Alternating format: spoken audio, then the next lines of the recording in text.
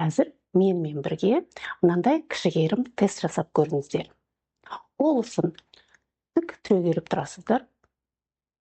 Бір аяғыңызды бүгіп, жоғары көтеріп, бір аяқпен ғана тік тұрасыздар. Осылайша балансты сақтап, қанша тұра аласыздар? Ал енді көзіңізді жұмып, тік тұрып көріңіздер.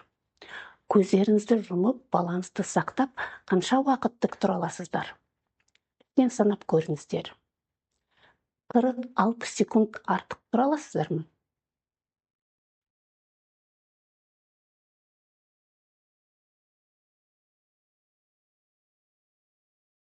Олай тұра алмасаңыздар, ол іштеріңізде көп шиеліңіз жиналғанын және стресспен күресуге күшіңіздің жеткіліксіз екенін көрсетеді. Тағы бір құралды ұсынамын. Келесі беттегі тізімді қарап алыңыз.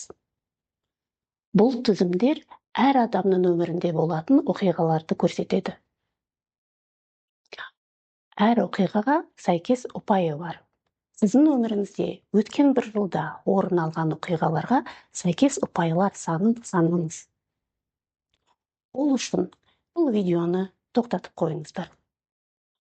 Ұпайлардың есептелінген қосындысы сіздің стресс дәрежесін, төзімділік дәрежесін анықтайды. Жоғары балл қауіп туралы ескертетін дабыл. Сондықтан стрессті жою үшін шұғыл әрекет етуге керек.